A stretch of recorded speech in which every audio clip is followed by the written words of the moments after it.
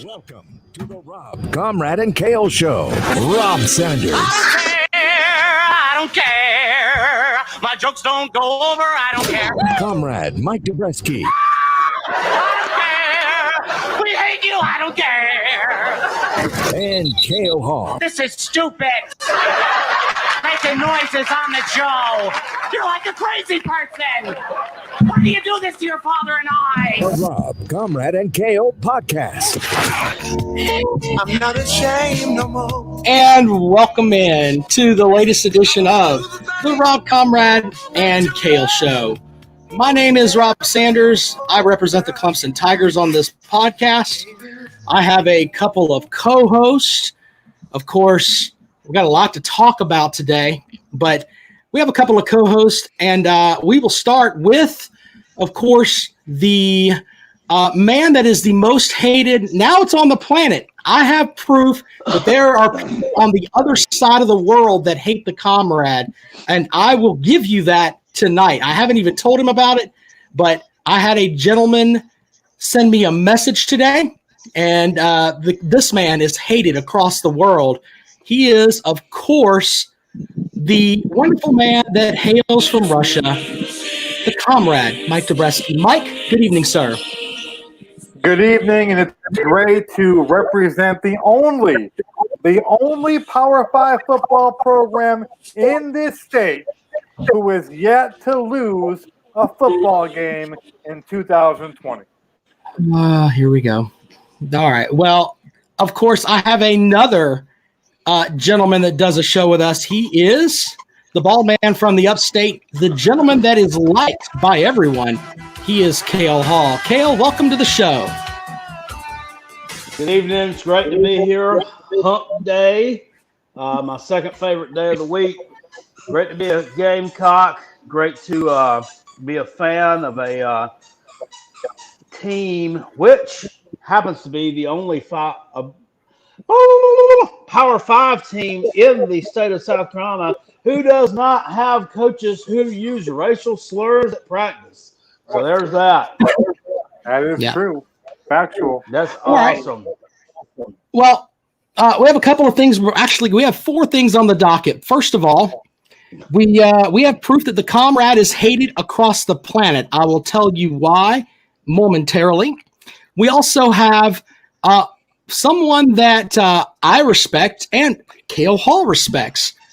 Of course, the folks from the Mazodcast will check in with a piece of their audio tonight. One of the best college podcasts in the country. Very funny. Now, dumb, ignorant SEC fans, they'll tell you, well, Missouri doesn't belong in our conference. We don't have to get into that tonight. This is just a very cool clip from the Mazodcast that we'll schedule out and have this evening as well. We're going to talk about the ACC laid out basically what I think is going to happen across all major conferences. We'll talk about that, Clemson's new schedule, and we'll try to squeeze in a Kentucky preview. So we got a lot of shit to do, gentlemen. We have a couple of hosts, a couple of sponsors we have to thank, including Callaway's Bar and Grill in West Columbia. Highway 1 diagonal from the Walmart. Shout out to Cheddar Bob and Billy. We appreciate them. We got to start talking about this now. They have our college football pick'em, which, by the way, if you think you can pick football games, I'm telling you this right now. The three of us here, we may snipe at each other, but I guarantee you the three of us on this show will finish in the top 8. Write it down right now. The three of us, 1, 2, and 3, I'm not saying who's going to finish ahead of everybody else. The three of us here have the football smarts. We understand the game of hut, and we will finish in the top 8. So come at us, ladies and gentlemen. Come try to take this money. Wouldn't you like to have $1,000, maybe $1,500 at Christmas time? You can get it with $20. I might understand the game of hut better than some head coaches. You might. If you coach South Carolina, they would go. I think they're going to go. I had them at 4-8. You would have gotten them at least one more win. You're that much better of a coach than Will Muschamp. But come at us, try to take this money. I think one of the three of us will win it, but I guarantee you all three of us will be in the top 8 out of the 40, 50, however many people we get involved with our college football pick'em challenge. I'm telling you about it right now. I can feel it. I can absolutely feel it. We're going to have. You're damn right, I would have. We are still waiting for somebody else to play the Comrade Slam. The Comrade Slam is to win the regular season title and the bowl title in the same year. Only one person's done it before. Yep. So I'd have coached that boy up too.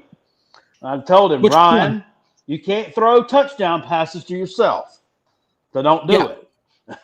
That would have never happened. And by the way, if it did happen, Kale's meltdown on the sideline, he would have, oh my God, it would have been epic. We would find out if Ryan Helinski is can take his feelings getting hurt, because Kale would have kicked him right in his I'd have probably chased his ass all the way back to California. Yeah. You take your ass and you walk back to Columbia. I could hear Kale say, "You don't get to fly on the plane." Fuck no. That's what Kale would tell him. But anyway, we also have the Truth Serum segment from DNC Trucking and Transport, a gentleman that's happy as hell with what happened today with the ACC, which we'll get into in a moment. Of course, Dennis Wilson, DNC Trucking and Transport, the No Spin Zone segment with the Comrade. Comrade, read away. It sucks to be a Gamecock. Clemson is the standard in this state. If my piss poor team played Clemson's new schedule, we might go 3-7 in conference play. Betty Wilson hates me. It sucks to be a Gamecock. Go Tigers. That message courtesy of Dennis Wilson, DNC Trucking and Transport. Thanks a lot to Dennis for taking care of the show. We really appreciate him on that. Real quick, I want to do this clip from the Mazodcast, gentlemen. And Cale, have you listened to the Mazodcast, the new one that just dropped? I did. Haven't finished it, but I'm all the way through the Kansas news, so I'm like 3/4 of the way through. Would you now I know people are going to say, well, that's something Rob listens to. I mean, you can put over the Mazodcast. It's a pretty good show, right? Oh, yeah, absolutely. I mean, I've listened to I listened to all the ones last year and all the ones I've done this year, which was just a handful. And I had recently started going back and listening to some from like 2017. I listened to all those when I was mowing grass and stuff like that and driving to work. So, I mean, I've got to do 2016 yet, but and some of it in 2015. But it's excellent material, man. It's just funny as fuck. And they just come up with these dry humor that some people probably wouldn't get. But some people probably find it really entertaining. I think they're funny. The one guy tweeted a picture out, just for reference of what kind of humor we're talking about here. He tweets a picture out of a truck. He's at a stoplight somewhere in Missouri. It's like Missouri plates on this truck with these big ass tires, and it's all decked out and all this shit. And he said, I'm sure his tweet said something to the effect of probably was good at all sports in high school, probably also has a huge cock and lots of money.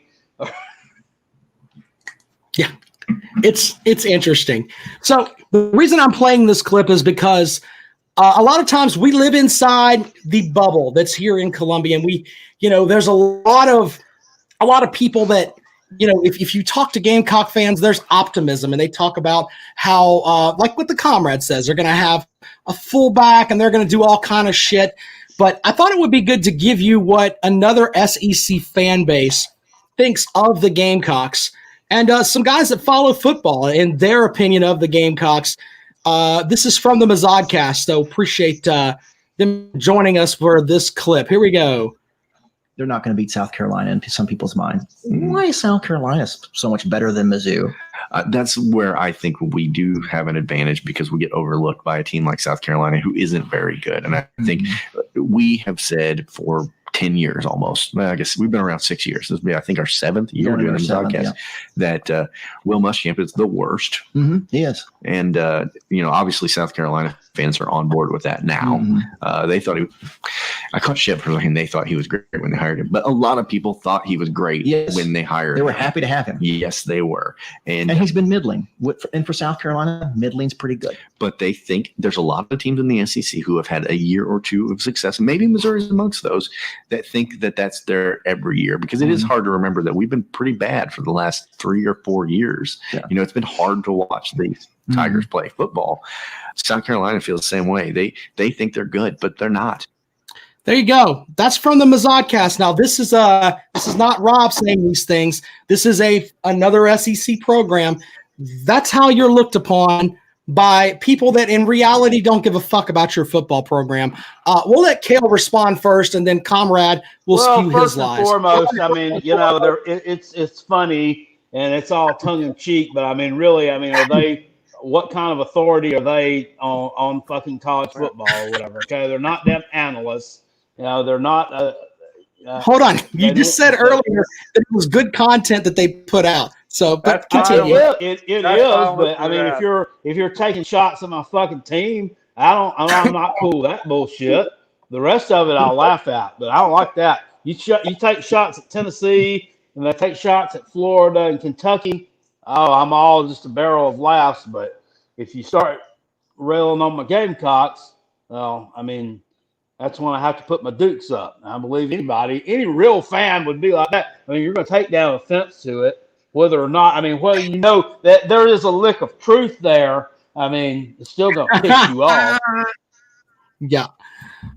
Rush Neighbor says, hasn't Mizzou played more SEC championship games than South Carolina? Yes, they have. Yes. They have many as the Gamecocks. Yes. They came in as a master stepchild from the Big 12.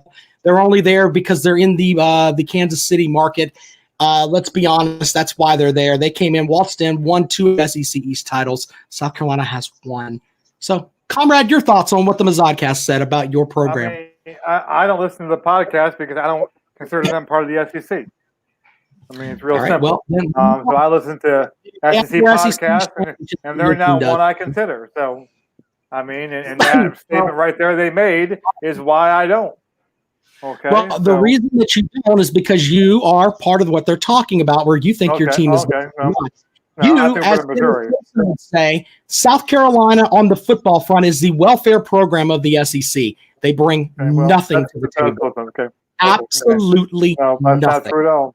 Not true at all. What are you bringing to the football front there, Comrade? Let's see. We brought him a number one draft pick. Have you done that for your ACC before? That's great. There's other ACC. There's other SEC teams. Okay, I haven't done that. Wait, you asked me a question. I'm answering your question. We brought the number one draft pick. How does it benefit the SEC?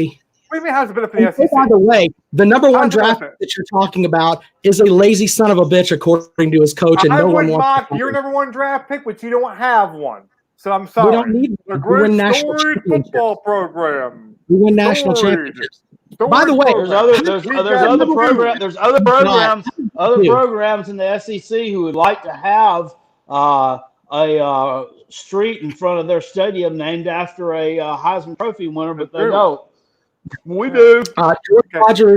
George Rogers won that when they were not in the SEC. But keep talking. It's okay. Doesn't matter. We got that. We got that Heisman heritage. That's right. And so, real quick, we do. Here's what I can't stand. Heisman heritage. Get the fuck out of here, Cale. You asked me a question. I give you a very valid answer, and you act like, that doesn't count. It surely does count. It does count when a member of your conference is number one draft pick. And it also helps, too, that we're not one of the SEC powers that has it. It kind of helps the conference as a whole. Like, look, even a team like South Carolina, middling program in the SEC, has number one draft pick. Okay? It actually does help the conference. It shows the depth from top to bottom. That a South Carolina program that you rail on all the time has enough talent they put his number 1 draft pick. So You are the government cheese of the ask SEC. a question, What you are. and you get mad at the response because the response is something that Because you your response can't is claim horseshit. yourself. It's Look, not? Oh, okay. So your number 1 response draft is pick means horseshit. anything. I The have number one all draft pick kinds of is comments saved from Clemson fans how the number 1 draft pick doesn't mean anything. And when Trevor Lawrence goes number 1, if he does, I cannot wait to post them all when suddenly Mike, Clemson fans once are again, deal. see, And you know Mike, who they we've been are. doing- oh my fucking You God. know who they are. You know who Mike, they all are. I'm saying to you is we've been doing this podcast for 3 years now, you and I, and Kale's joined the show here in the past almost 8 months now. But the reality boils down to, I've said forever, I don't give a fuck about a Heisman Trophy. I don't give a fuck about number 1 draft picks. Okay, I that's care fine. about the That's banners you. you hang I up wouldn't there. either. I didn't have them. And Yeah, 'cause that's you what don't we have do. them. We don't So- need them.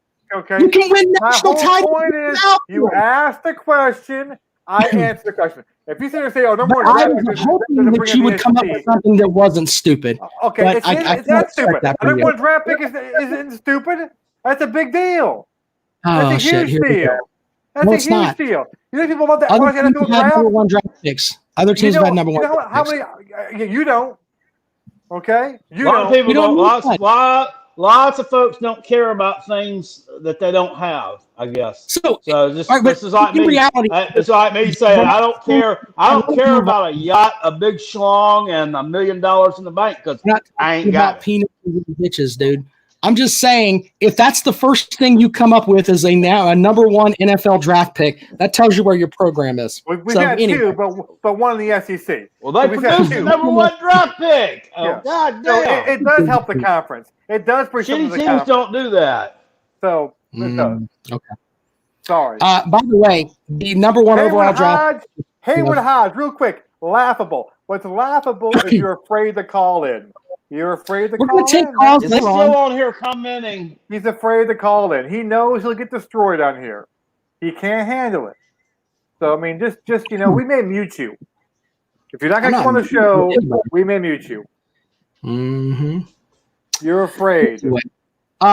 Moving along. I guess teams like Utah, with Alex Smith being the number 1 overall pick, they can claim the same things. I mean, it really doesn't mean anything. They do. I'm sure they do. But Tim anyway. Couch at Kentucky, a team that you bash all the time. They had a number 1 overall pick, but whatever. You guys are so damn ignorant when it comes to that. If I were a South Carolina fan, here's what I would say. I would say that at South Carolina, we've managed to have 2 Hall of Fame coaches that have come into our program and helped build it to a point where we could be a launching off point. But the dumb Gamecock fans are like, let's talk about a guy that one Hall of Fame coach said is absolutely lazy. I can list more things for you. I can list more things. I listed the first thing, and you got all mad and started getting mad because it bothers you. I know that it bothers you. It bothers you. It does bother you. Moving on, there was big news today that came from the ACC where they put out, and I want to try to be as serious as we can when we're talking about this because this is a pretty big deal. They put out a brand new schedule for the Clemson football team. For everybody's got a brand new schedule, but they also laid out when they were going to start games, and also they talked about the one non-conference game, which was a very interesting thing that was put into the mix. But every team will play 10 conference games. Notre Dame is in the conference this year and can compete for the ACC championship, which is going to be either on December 12th or December the 19th. And in addition to that, there are no divisions this year. So you don't have the Atlantic and the Coastal. You don't have any of that. They're going to use tie-breaking procedures to determine who the 1 and 2 seed are. Very, very interesting with what the ACC came out with today. The non-conference game, a very interesting thing there where the non-conference game has to be played within the state of the ACC program. So like Georgia and Georgia Tech can happen, South Carolina and Clemson can happen, but you got to think about all the other schools. That's just a very interesting thing. And you also have to put this into mind too. If the SEC bucks back a little bit they may be like, we're not going to go with the same plan. But it was interesting with what came out today, Cale, don't you think? Yeah, well, most of those other ACC teams, well, you got Louisville and Kentucky, same state, and then Florida State, same state. But a lot of those ACC teams, their big quote unquote rivalry game is a conference game, like Duke and UNC, for instance, Virginia Tech. So I found it was very interesting, and I guess this makes it easier that you're only playing conference games. If so many people get infected on a team and that team has to quarantine and can't play or for however long, but you can kind of shift things around a little bit. Right. So I mean, it's still fucking. It's gonna be a damn nightmare. Shit show. It's gonna be a shit show. There is no good way to. I mean, there's only the best solution at the moment. Who knows what this damn virus is gonna do? I mean, it's just. Nobody knows. Guarantee there's going to be cancellations. There's going to be. Who was it? Florida Marlins already missing. Stop it! Several games already because of this thing. I mean, I know. I'm just not looking forward to it, man.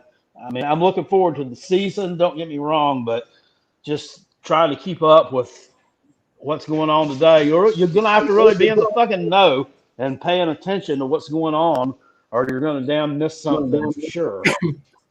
Yep. Comrade, what did you think about the ACC setup? It's fine, but I don't see how they're playing football this year. I hate to be downer on this, but I just don't see it. Here's my hope. Okay, I got two hopes. The first hope is the fact that they didn't list any dates really. They missed it, and I know that. Well, they did list a start date for the games.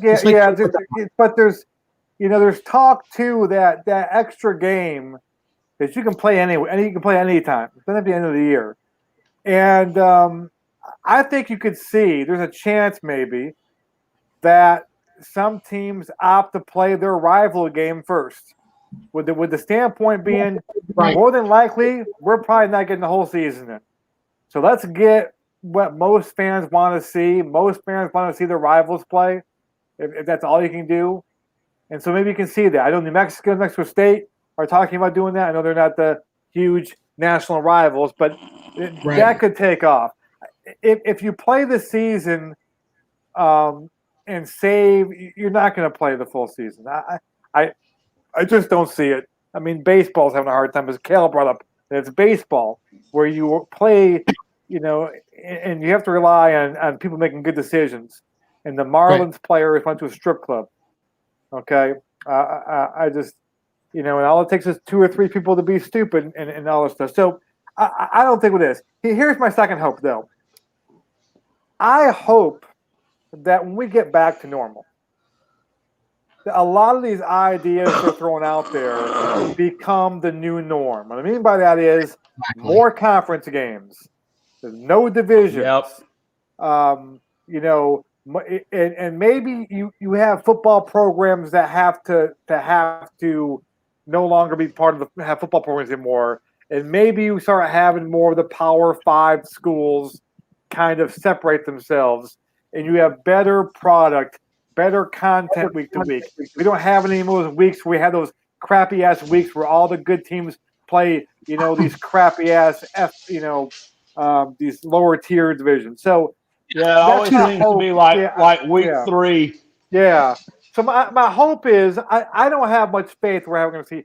We may see a game or two, but my hope is that a lot of these things that people are trying to come up on the fly to get through the season stick when we get back to normal. And we go, you know what? Let's do a 10-game conference season. Let's do and start doing that, because I think people's reaction to this stuff has been pretty positive. Like, this is going to be great.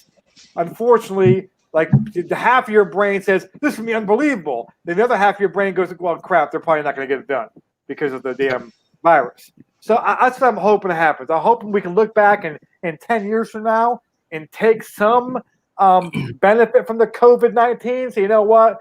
If it wasn't for the shit show COVID-19, we wouldn't have a 10 conference game season, and we wouldn't have a rule where Power 5 teams play Power 5 teams. You know, it may make the sport better in the long run. Maybe. That's what I hope is. My program director for iHeartRadio, his big thing is that we're all been through this coronavirus, and we need to hopefully be better how we started. That's his big thing. He wants us to be better than the, and he's probably right about that on that front. And I'm all about growth, and I think we can learn a lot from this. So, yeah. Jackson says kind of fishy. None of the triangle schools are playing Clemson. That's, we can break down the Clemson schedule at a later date. The interesting thing to me, though, is when you really stop and think about it, there is a plausible way where you could have, I think, 3 9-1 teams, something like that, and I'm 1 10-0 team. And then who from those 3 9-1s is going to be able to go and play in Charlotte? I mean, you could theoretically have that. I don't think you will. Well, here's the thing too. They brought up, this is kind of key for baseball fans too. They go by wins percentage, which is basically them saying, right, you know what? There's a good chance that some teams won't play all their conference games. Like kind of how baseball right now, the Marlins aren't going to play 60 games this year. The Mets may not, or the Yankees might not get to 60 games. And so you go by win percentage. And so that's kind of an admission that, yeah, we might have a team that, pick a team that's, say Clemson, who doesn't think the virus is real. Say Clemson's got to miss 3 games, okay, and only play 7 games, and so you go by win percentage. So it's going to be kind of, if we get that far. I don't think we're going to even get that far. But they have made a point of that of saying it's win percentage. You would not say that unless you are basically kind of admitting to the fact that, yeah, there's a good chance that we're going to have to cancel some games, or some teams might not get the full 10 in, or whatever it is. On the Notre Dame front, by the way, they get at home with Clemson, Duke, Florida State, Louisville, and Syracuse. So they'll have all Atlantic teams at home. On the road, they're going to go to Boston College, Georgia Tech, North Carolina, Pitt, and Wake Forest. Just real quick here, Clemson drops. It'll be the first time we don't have the Textile Bowl in Lord knows how many years. So no Textile Bowl with NC State. Oh my God, because it was so fucking competitive. Too. I mean, that's my bucket list. Look, you don't have any fucking tradition in school, so shut your hole. Okay, but seriously though, that is. I hope I'm alive for 2021 because and we'll talk about yours. Listen, my bucket list was to attend a Textile Bowl game in person, and I'm not going to do it this year. I really hope in 2021 it comes back, because that is on to the top of my bucket list. See the pyramids, Stonehenge, Textile Bowl. It's right up there. You're not a fan, and I tell you what, I looked at what excited me when I looked at Clemson's schedule a little bit. Got Pitt on there. Ooh. I was actually going to bring that up. Clemson drops the game with it again. I don't even know where that guy's at, but they dropped the Louisville game and the NC State game, but they pick up Miami and Pitt, which is interesting. They also get Virginia Tech on the schedule. Yeah, that's another interesting thing there. Virginia, I thought that was weird. No, Virginia's on the schedule too. They got Virginia on the schedule. Are they? They play both Virginia teams. Okay. So yeah, there's that. But anyway, don't play West Virginia. Afraid of them. No one's afraid of them. They don't want no more of that. Don't want any more of that. 70. Can't even catch that game. They scored a point for every dollar that David Butts pays. Hold on, let's make sure. God damn it. By the way, this Dennis Wilson, this is the guy that's the Miami fan, right? I don't know. Isn't One in all caps. Yeah. Hey, guess what, fuck stick? You just got a throat fucking put on your schedule. I hope Clemson hammers your suck dick team by goddamn 80 points. And then don't come. Make sure you come back in here after Dabo breaks a foot off in your ass with that idiot coach of yours. Fuck your goddamn team. Dabo won't social distance. Mike Irvin, if you guys want to have a chance, you and your fucking shit show squad. Fuck out of here with that nonsense. Anyway, so there's our breakdown on that. We'll preview the Clemson schedule as we go. Kale is dead set on. He wants to preview Kentucky. What you got, Kale? What? Kale? Huh?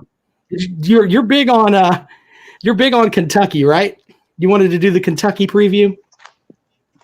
Well, hell, we've been talking about it for 2 weeks. It's time we finally did it. Well, fine. We're going to take calls here.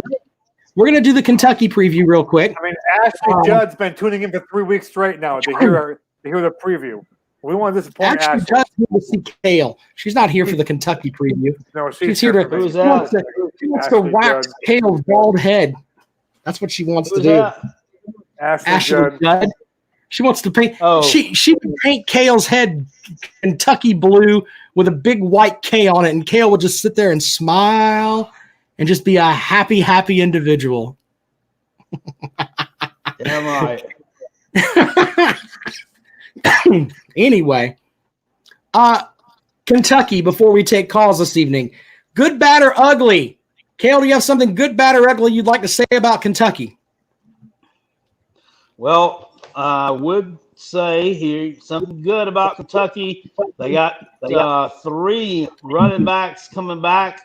This is a good thing, by the way, that combined for over 2,000 yards and 18 touchdowns last year. So that's pretty impressive there. That's pretty formidable, man.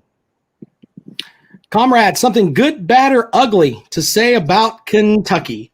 The bad, okay? I believe with football games up front, I think their O-line and D-line will not be as good as last year's team. Okay.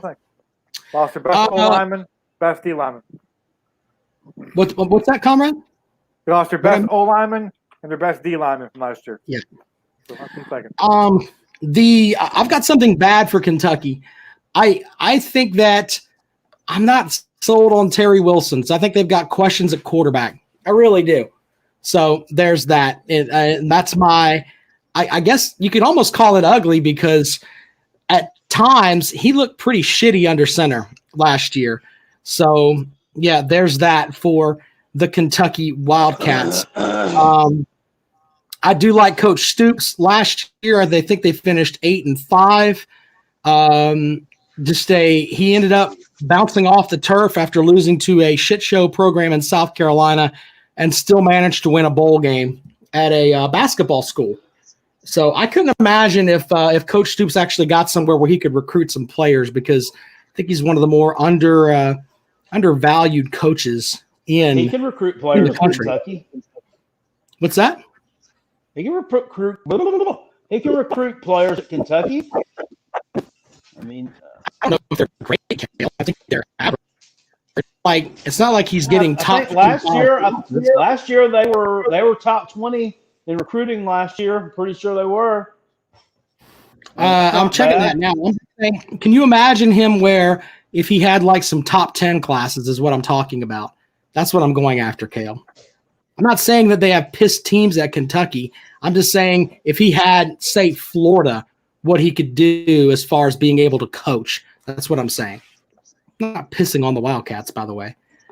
From last year, by the way, looking at Kentucky's recruiting numbers, let's see here. Kentucky was 25th in the country. So 7 4-star athletes decided to go play for Big Blue. So 25th. All right. Like I said, top 20. It's 25, Kale. That's what I said. That's what I said. Top 20s. Top 20s. I didn't hear the S. Your S's are slurred for some reason. I don't know what it is. You want to break down the Kentucky schedule? This may change, by the way, but because I think everything's going to change with what the SEC is probably going to do. I think that we may see a plan like what the ACC is doing. I'm sure that these conference commissioners got together and all came out with the same thing. I just think that everyone got together and voted today for the ACC, and that's what they went with. But if we look at Kentucky's schedule for the upcoming season, we're not going to do the conference games or the non-conference games because those obviously are not going to fucking happen. But Kentucky's first game of the season, if things stayed the way they were, would be September the 12th against the University of Florida. I don't think they beat Florida. I think Florida wins comfortably. Cale, you got the Wildcats or the Gators in that first matchup? Yeah, I don't see them being able to win that. I think Florida stops them up front, and then they have to go to the air with Terry Wilson and Touchdown Terry. Touchdown Terry. I think he's like a turd when it comes to throwing the football. I don't think it's going to happen. They did beat Florida at Florida 2 years ago, but there was a lot of Lynn Bowden Jr. in that game. Caught a couple of touchdown passes. They don't have any wide receiver talent that anywhere near the level of a Lynn Bowden Jr. on that team anymore. And so I don't think they can score on Florida. And defensively, they're replacing a lot of guys in the secondary. That's where they as far as defensively, to me, that looks like the weaker part of their defense. And I think Kyle Trask kind of picked them apart a little bit, going over the top to Kyle Pitts, picking up 10, 12 yards at a clip. I think Florida wins that game by at least 3 touchdowns.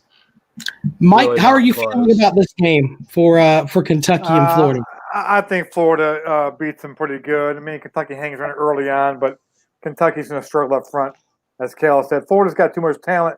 I don't think Florida's great by any means, but better than Kentucky. I'll take 3 scores. 3-score win. Up next, Kentucky will play South Carolina. They're a better team than South Carolina. They have a better coaching staff. They've got a better defense, and I think they win over the Gamecocks at home. It'll be like the last time the Gamecocks went up to Kentucky. Kentucky will win probably 27-13. Now, before I get to actually go ahead and we'll get your guys' opinion on that, what you think about Kentucky and South Carolina. Cale, you're first, my friend. We could have problems moving the ball. This is an early game, or it should be, I guess, early in the season. I don't think the offense is really going to be established at time when this game is going to be played. Defensively, I don't know how good we're going to be right now. I still have question marks of how good we're going to be up front. I think that we may have trouble stopping Kentucky's running game just a little bit. We got some questions at linebacker. That kind of concerns me a little bit. We have not – this is not a place – and just – I'm not talking about just during that 5-year stretch of losing to Kentucky. This is just a place that historically South Carolina just not played well at Kentucky. In 2010, we lost to Kentucky the week after we beat Alabama. So if you go back and look at all the games at Kentucky, even before that, we pretty much dominated the series, but all those were pretty close. And then, of course, you know what's happened the last half decade or so. We just don't have the Jimmies or the Joes on offense this year. Dak Joyner is a wild card. Strength and conditioning is going to be a huge deal for us this year. Can we stay healthy? That's the thing. With the lack of depth that we have at certain spots, they've got to stay healthy this year, more so than what we have the past few years. But I think we drop this game. All right, comrade, tell us how much of a better program South Carolina is than Kentucky. I think the Gamecocks, steady dose of running the football. Marshawn, Lloyd, Adam Prentice, the fullback. I think we play conservative ball, run the ball, play defense, win this game 21 to 10. 21 to 10 on the road. Gamecocks. My pick. Stupid, ignorant son of a bitch, dumb bastard! Jesus Christ, I'm not fastest in my time, but you are. Get over there! Check your eyebrows. Check your eyebrows, Master. Dummies. That's where we go from there. Auburn is the next game that is on the schedule there. This game is at Auburn. And because it's at Auburn, I think Kentucky's going to have some problems. And I don't think that they're going to I think the defense is going to keep them in a lot of games this year. I just think by the time the fourth quarter rolls around, it'll be a tough matchup to win at Auburn. And I think Auburn's going to try to be a ball control team this year. You know, everybody talks about Bo Nix and throwing the ball around, but I really think that they're going to try to control the ball on the ground a lot this year and let that open up a lot of their spread passing game, in my opinion. A lot of sprint plays and stuff like that, like what they used to do with Peyton Manning and Edgerrin James. Like everybody talks about, you know, Peyton Manning was this great quarterback, and he was. I'm not pissing on Peyton Manning, even though he likes to teabag people and probably took HGH. But as far as on the field, he was great. But the reality is a lot of it had to do with the fact that they had Edgerrin James there, and they'd run that sprint right play, sprint left play, wherever they could line him up at. And that made them really good when he was with Indianapolis. I think that they may do some of the same type of stuff with Auburn this year. But I think Auburn should be on upset alert because I'm not in the Chad Morris camp. I think that him and Gus Malzahn are going to have problems. But I think Auburn will win this game late and take the SEC contest between the two teams. Kale, who you got, Auburn or Kentucky? Quick shout out to Tailgate Talks over on YouTube Live. Thank you for watching, sir. Appreciate the nice comment. Yeah, I think this could be in a close game. I'm not all that impressed with Auburn. They lost a lot defensively up front. Right. Who knows with the Chad Morris hire, how's that going to work out? With a head coach who's always wanted to call his own plays, are they going to, butt heads? What's going to happen there? Auburn's just always one of those wild cards that you can never figure out. Remember they're the ones who let Tennessee break the streak a couple of seasons ago after they lost 15 fucking conference games in a row. They let them go in there and beat them. I think they probably have a little bit too much talent offensively. They do have some really good wide receivers, and talked about Kentucky being a little bit suspect in the secondary. So I think Auburn wins this game, but I think it would be a slugfest for 3 quarters. Auburn may pull away there at the end and win by about 10 points, but I don't think that I'm going to overlook Kentucky. It's been a long time since these two have played. They're not traditional foes, so those games are always interesting. Also, Auburn, without the benefit of a spring practice, really didn't get to implement much of the Chad Morris system over the spring, so there's going to be a little bit of learning curve there.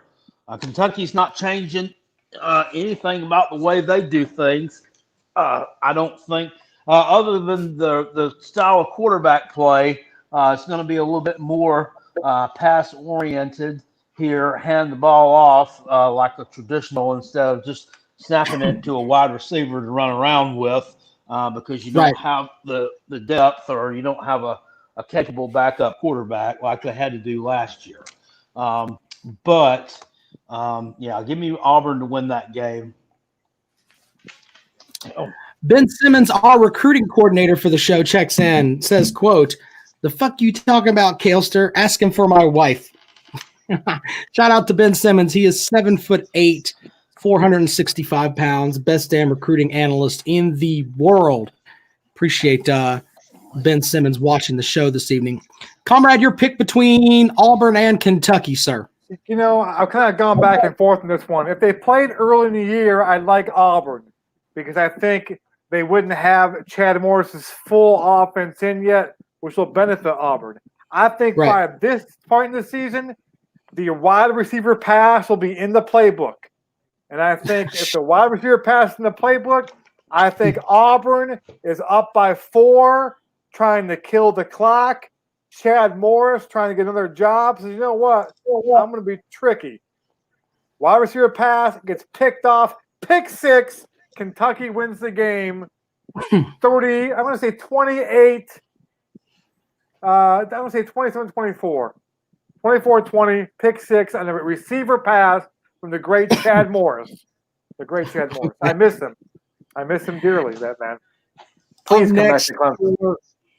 Up next for the Wildcats is a visit from Vandy. I think Vandy may go 0-8 in conference play this season. I really think Vanderbilt is going to be a shit hole.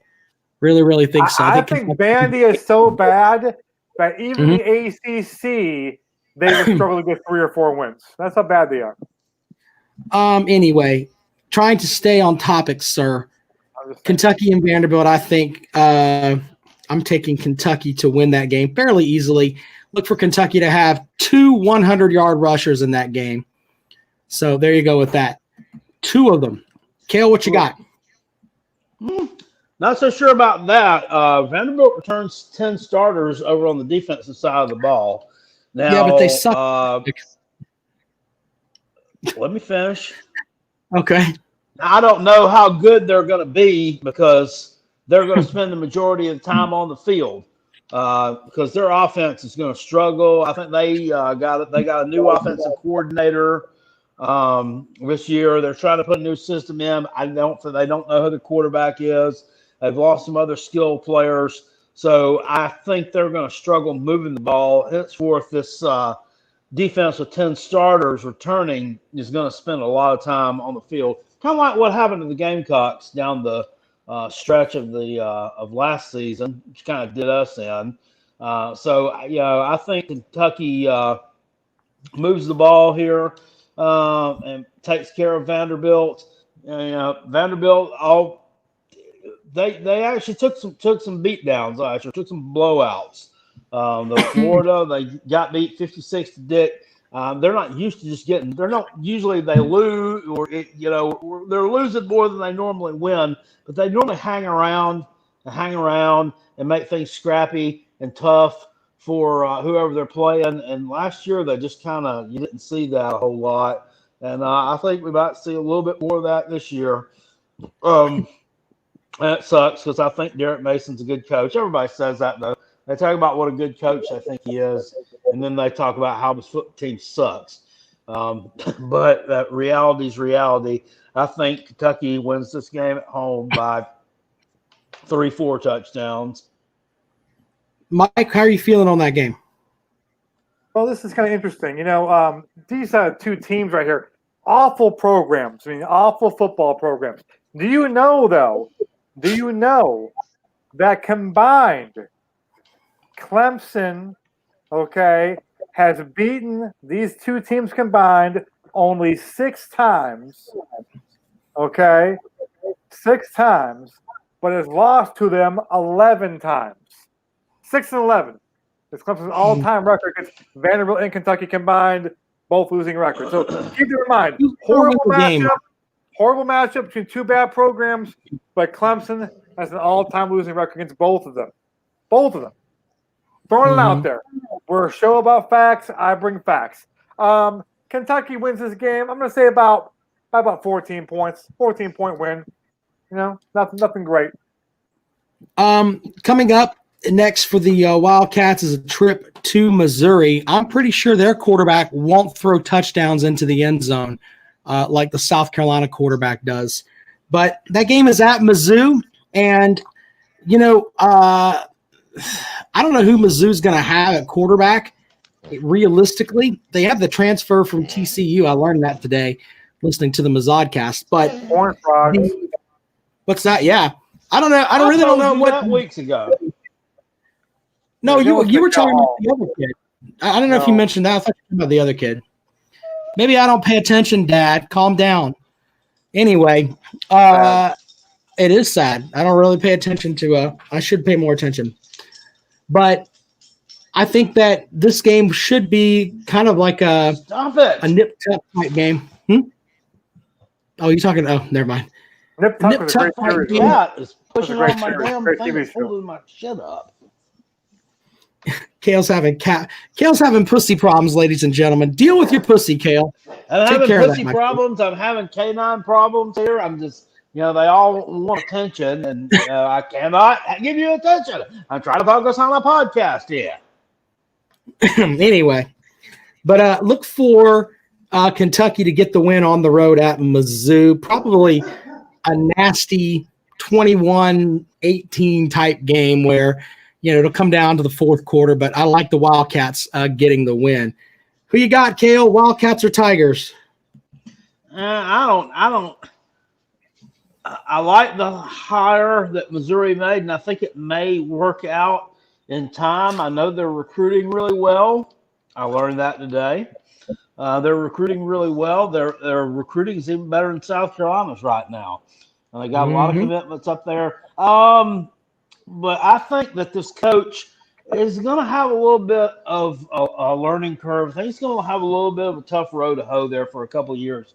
Because, the dude's coming in. He's been an offensive guy everywhere he's been. He's been a head coach for 1 year with a program that was, pretty much like a golf ball set up on the tee for him to drive 400 yards. You know what I'm saying? He didn't do anything there. It was a program that ran itself. In other words, he didn't go anywhere and make a bunch of wholesale changes and fix a lot of things that were broken. And all of a sudden, bim, bam, boom, they're winning the damn conference. They were already conference championship material. So now he's coming into a totally different realm, an SEC job where he doesn't have a clear-cut starter at quarterback. He's going to be calling his own plays and taking on the head coaching duties. I just think it's a bit much. I think it's kind of a tall ask for Coach Drink in his first year. So I think they struggle a little bit. And I think Kentucky gets the win here by, I think this is a 10, 12-point win on the road at Missouri. If they buy into his system and what he does works, they do have some talent over there. The kid coming from TCU is a good quarterback. He got hurt a couple of years ago. I think it was in the Ohio State game.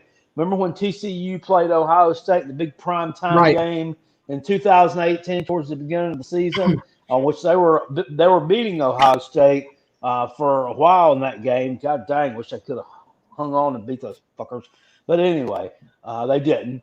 He got hurt in that game, if I'm not mistaken, and just never really saw him a lot after that. But he's good. They got a good running back there. Wide receiver-wise, I'm not really sure what Missouri's bringing back. I don't think it's a whole hell of a lot. But, if all the stars fall into alignment, it could be a closer game, or maybe they pull an upset or two. But I'm just not looking for a lot from them this year. Comrade, who's your pick, brother? I'm taking Kentucky. So screw you, Mazodcast. That's what I think about you. Okay? Take Kentucky with the win. You think you're all so special. You can't beat Kentucky. We can. Bottom line.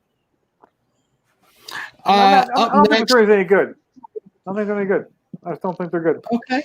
That's fine. You can think whatever you want. That's fine. Up next for Kentucky will be a trip to Tennessee. We already picked this game. I think I'm losing that game to Tennessee. I don't remember what you guys had, but I think they dropped the game to Tennessee on the road. They haven't won there in forever, if I remember correctly. But, Cale, what's your pick there? Yeah, these two teams are they're almost like mirror images of each other to me, in that there's a little bit of offensive skill position talent there. Both of them got pretty good offensive lines. I think Tennessee may have a little bit of an edge there at offensive line. I think Kentucky's got an edge at the running back position. I think the three-headed monster of A.J. Rose, Cavassier, Smoke, and Chris Rodriguez is a little bit better than, well, a lot better than whatever shit Tennessee's throwing out there. Both of them, a little bit of questions at wide receiver. Not a lot of production coming back there. Defensively, I think Kentucky may have a bit of an edge defensively, but this game is also in Knoxville, where, as you mentioned, Kentucky hasn't won in a while. However, I mean, who knows this year with 20,000 fans in the stands, how's that going to differ from, if there were 100,000 fans there, most of them wearing that ugly creamsicle-ass orange and rooting for Tennessee to beat Jesus out of the Kentucky Wildcats.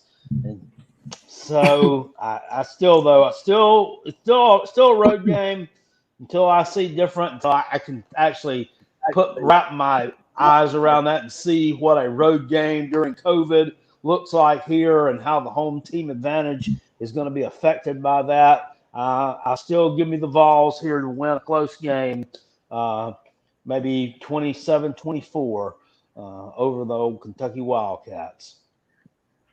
Give me your pick, comrade. I got the Vols. I picked the Vols earlier when we did the volunteer schedule. I think they win this game by about 10 points. And, of course, the Tennessee fans will go crazy.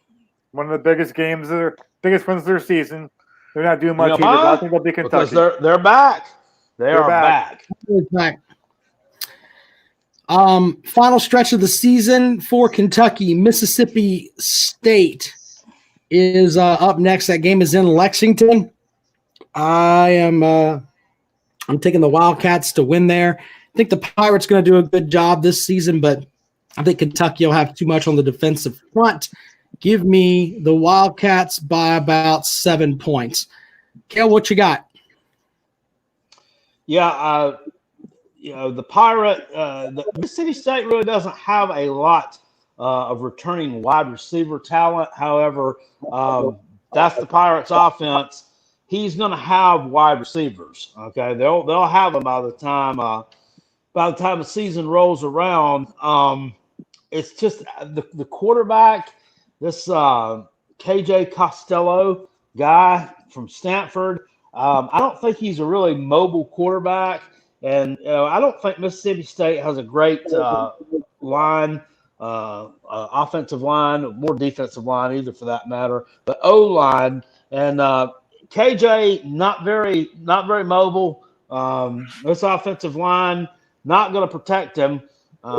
So if he has to try to run around a little bit and evade a little bit of rush, I think he's going to get ate up a lot this year. And I could see that happening against the Wildcats. They put a little pressure on him to take pressure off of the back four there, the secondary that's not that experienced. So, yeah, give me Kentucky to win this game here by a couple of touchdowns. I think Mississippi State may be formidable in a couple of years once he really gets his quarterback in there, gets some good recruiting in, because I'm sure he's going to be able to recruit some talent down there. It's just going to take a little bit of time. But this year, I don't think is going to be the year that I could see them missing a bowl game. So give me Kentucky in that one. Mike, your pick. Yeah, I don't think Leach's going to work. It's not going to work. And this is a bad experiment. Not going to work. It won't work against Kentucky. I'm taking the Wildcats. All right, up next for the Wildcats is a trip. Actually, it's a home game with Georgia. I think that they keep this game close, but I think Georgia pulls away and Georgia wins like 27-13. as they pick up the win there against Big Blue. Kale, you're picking that game.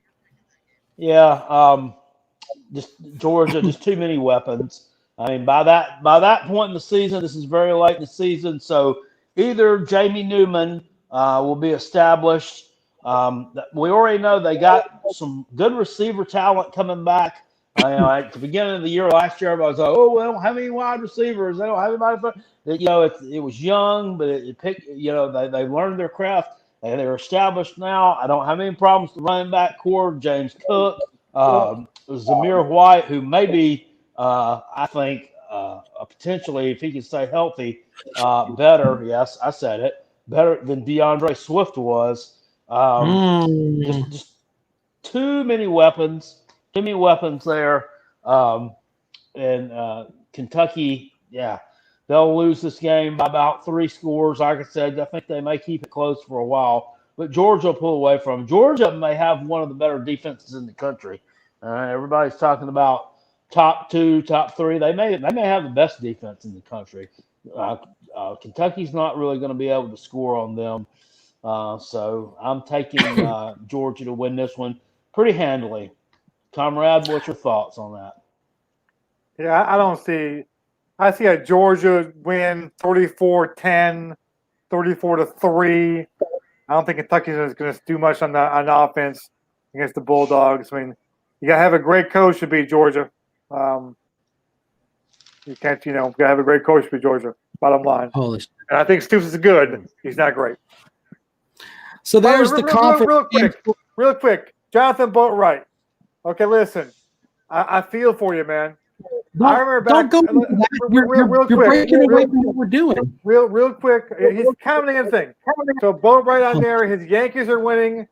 I understand you're excited beating the Orioles. When the Red Sox had a decade drought and not winning the World Series, I was like you.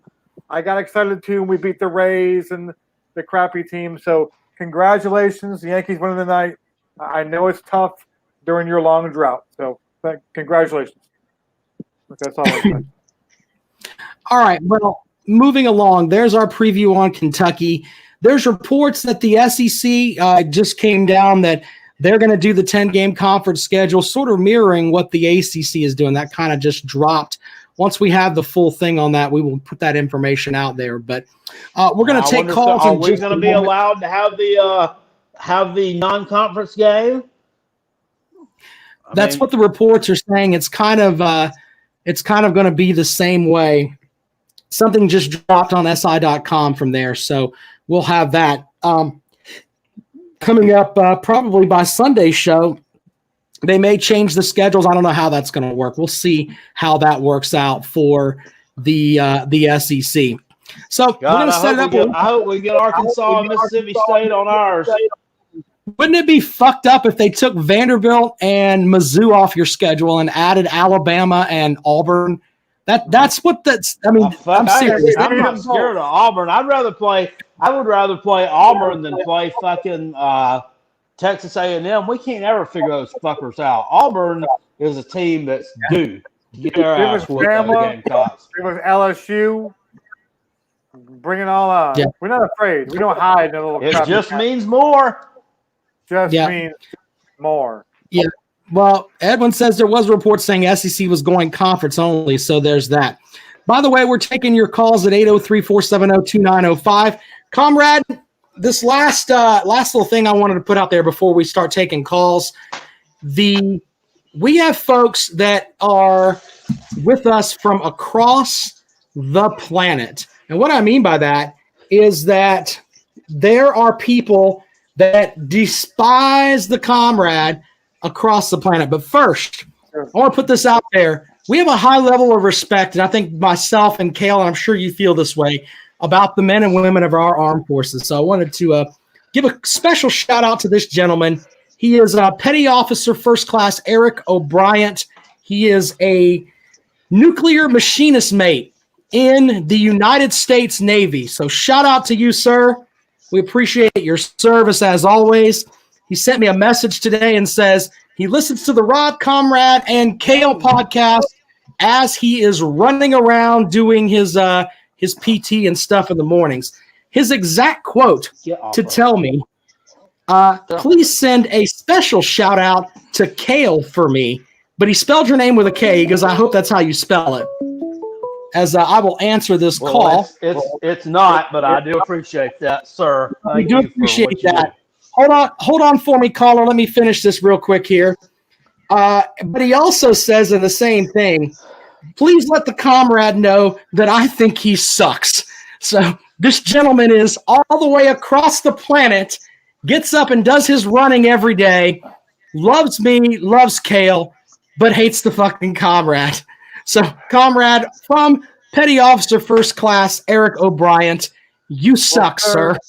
Thank you for your service. And listen, now all of us have great taste. Hey! Exactly. All right. Well, with that, out to the phones we go. Welcome into the Rob, Comrade, and Kale podcast. Caller, what do you have for the show? Hello, my friends. This is Brendan Cook calling in again. Hi, Brandon. How the hell are you, sir? June. My son. Yeah, I was calling in today. I want to discuss the ACC, the new schedule. Sure. I think they did a pretty good job at it, but one thing I didn't like is it seemed like they did everything to make Notre Dame happy. They're going to let Notre Dame play the ACC schedule for 1 year only, and then let them go back to independent next year. I really didn't agree with that. What did you think? Yeah, good point, my friend. And I forgot we're going to do the new segment on the show, and we're going to do a segment called the Asshole of the Week. We'll have that in a moment. But Brandon, do you have anything else for the show besides the fact that the ACC, took the dry dick from Notre Dame?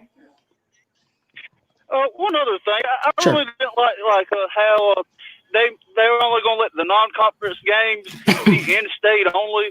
Yeah, that doesn't make any sense. Like who else is Virginia Tech, and Boston College going to find to play in state in conference? You know what I mean? Virginia will play probably James Madison, and I don't know who else they can get. Boston College will play who? Boston College can play Holy Cross. Does Holy Cross have a team? I don't know. They do. I think Gordy Lockdown still plays. Another thing I didn't like. I was listening to my friend Rob the other week say that he thought Louisville was the hardest team on their schedule, and then Clemson gets to drop them, the hardest team who Rob said was on the schedule. Yep. The gauntlet. Yeah. Well, hey, Brandon, you stay safe in the upstate, my friend. We appreciate you. And you know what? You, sir, are going to come to one of the Rob, Comrade, and Kale's live shows at Callaway's if I got to come pick your butt up and get you myself. Tired of this crap you're telling me I don't like to go because I'm going to go watch a high school game. Get your ass in the car and come to Columbia. Yeah. Coon's always Coon. That's right. You're going to come there. We're going to buy you a beer, and then you'll get to play with some girl's boobs. That's probably going to happen for you, man. Hey, thanks for calling. Coon's out there supporting his Lawrence District 55 Raiders. There you go with that.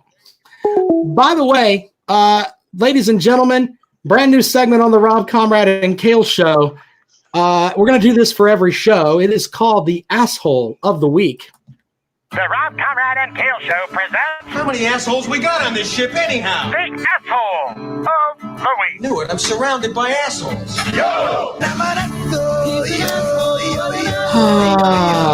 Yes. Every week, every show, we're going to have our own asshole. And it could be anyone that could come across the board. It could be someone that we're in on Facebook. It could be a coach. It could be anybody. But we're going to have an asshole for each of us for the week. Hopefully, there's always a jerk in some sort. My asshole for the week is the ACC. Why? Because the leadership from the ACC let Notre Dame bend them over and give them the absolute dry wiener. It is sad, sad, sad that Notre Dame gets to just come in and do whatever the hell they want. And the ACC's like, yes, we're okay with it. Well, just make sure you take off your watch before you fist us, because that's kind of what the Notre Dame is doing to the ACC. So there you go with that. You know what they want? They want to see them. They want them to make the ACC championship game, because can you just imagine the revenue that would be generated from that, TV wise, maybe not live attendance wise, but TV wise, from Notre Dame's first ever appearance in a conference championship game, and it's here in the ACC against the Taters, and holy shit, that's what they're thinking. That's what they're thinking. They also thought that they would have Miami and Florida State playing each other every fucking year, and that hasn't happened. No disrespect to Notre Dame, but I hope Notre Dame finishes 7-3 and they're like on the outside looking in, and the assholes up there don't get what they want, and it ends up just being stupid for them. But the ACC is my asshole of the week. Kale, who's your asshole of the week? Can I nominate Ben Simmons? You certainly can. Ben Simmons is 7 foot. He's right in front of me on the damn screen, and I didn't know anybody else to nominate at the time. So Ben Simmons is my asshole of the week. Maybe I can put a little bit more thought into it next week and come up with a better asshole of the week. Fair enough. Comrade, do you have an asshole of the week? I've got a few of them kind of grouped together. The handful of Miami Marlin players who thought it was a good idea to go to a strip club in Atlanta during a pandemic when they've been told not to do those things. And for Don Mattingly, the manager, when they found out 2 guys that tested positive, going, let's just go play anyway. Well, it's where it's going to happen. And screw it anyway. And of course, it doesn't screw them. It screws over the schedule, the baseball schedule. It makes it tough for football, on college football, NFL, because they see that and start wondering if they can do it. I mean, just a collection of dumbasses. And that's why I'm worried about football, because you have to rely on people to do the right thing. And that's scary when you're talking about college kids, because they're college kids. And these Marlin players are younger, kind of college age type kids. I mean, they're in their early 20s. But they're the assholes of the week for me. There you go. So brand new segment, asshole of the week. We'll have an asshole of the show, basically.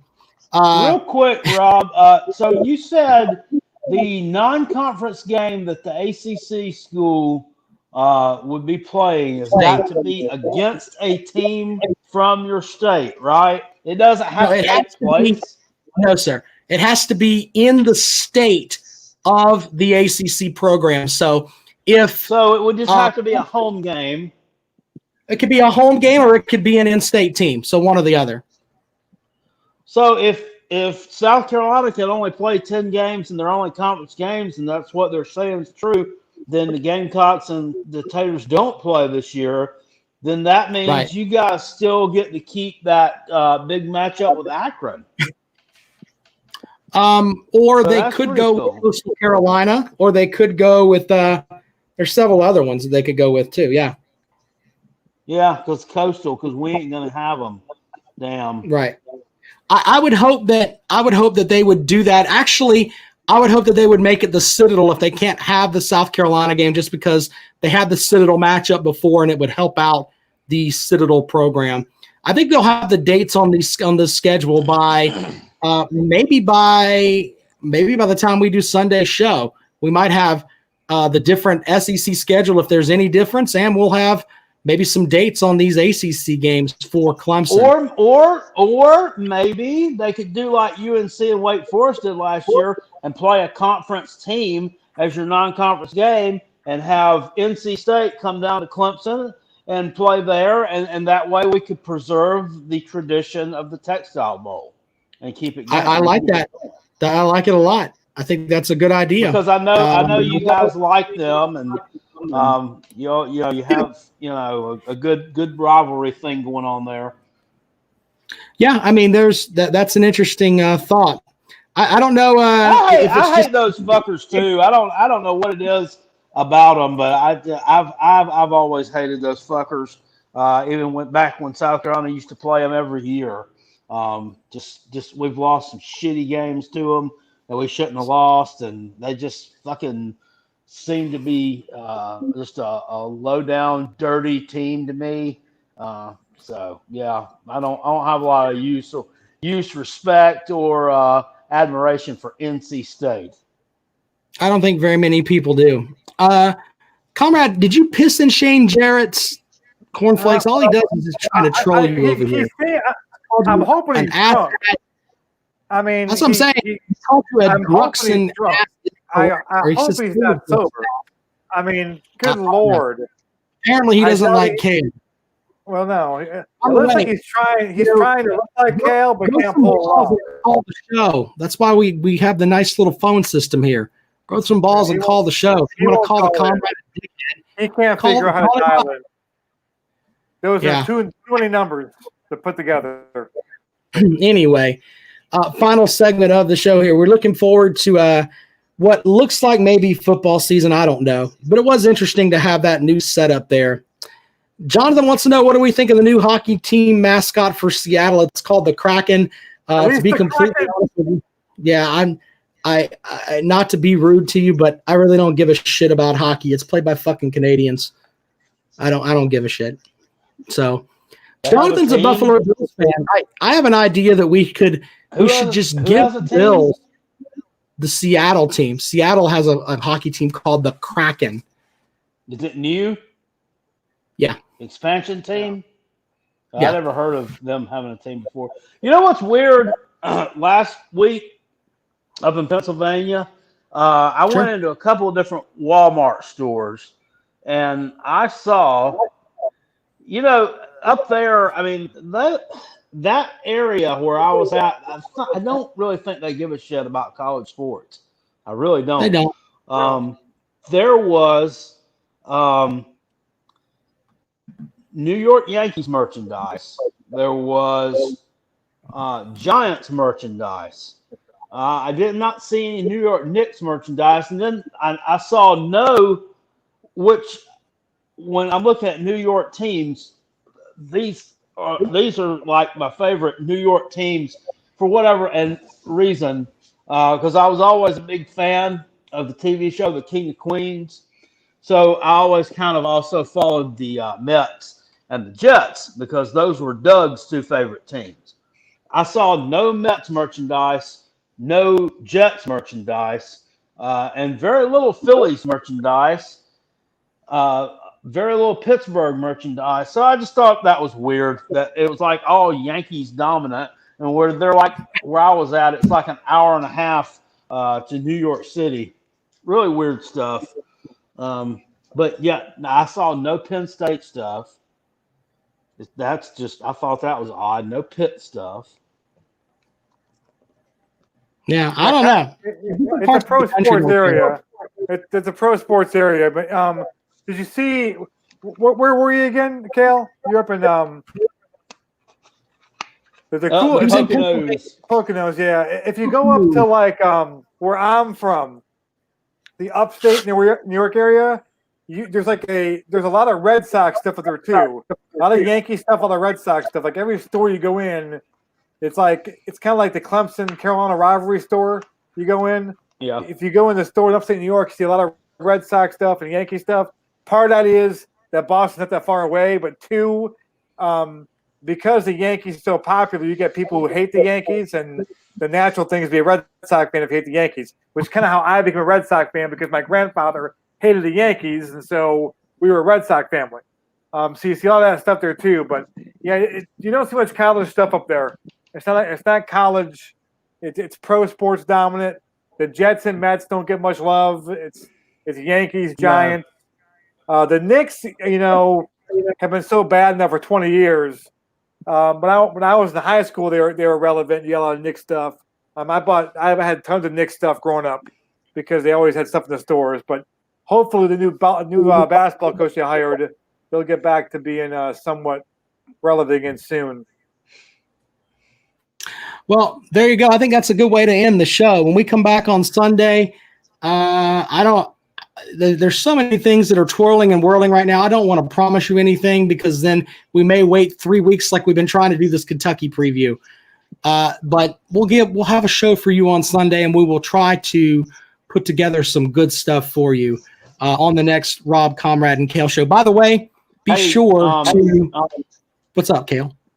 Jonathan gave me a factoid I didn't know, and he was addressing this to you, Rob. We schooled your Tigers, Rob, and won the Palmetto Cup 3 straight years in a row. Hashtag hockey. Now, I don't know if he's saying we won the Palmetto Cup 3 years in a row or won the hockey game 3 years in a row. Does Clemson have a fucking hockey team? If they do, I honestly don't know about it. I follow sports that are actually not intramurals. So if it's an intramural sport, I truly don't give a shit. Sorry. Only hockey I care about is the one I took in the commode earlier, but exactly. I like playing tonsil hockey with my wife. Other than that, I don't really give a shit about hockey. Info. Just saying. What's wrong with that? Playing tonsil hockey with your wife? Too much info. We don't need that. What? Info. We don't need that. Anyway, with that, this show is a wrap.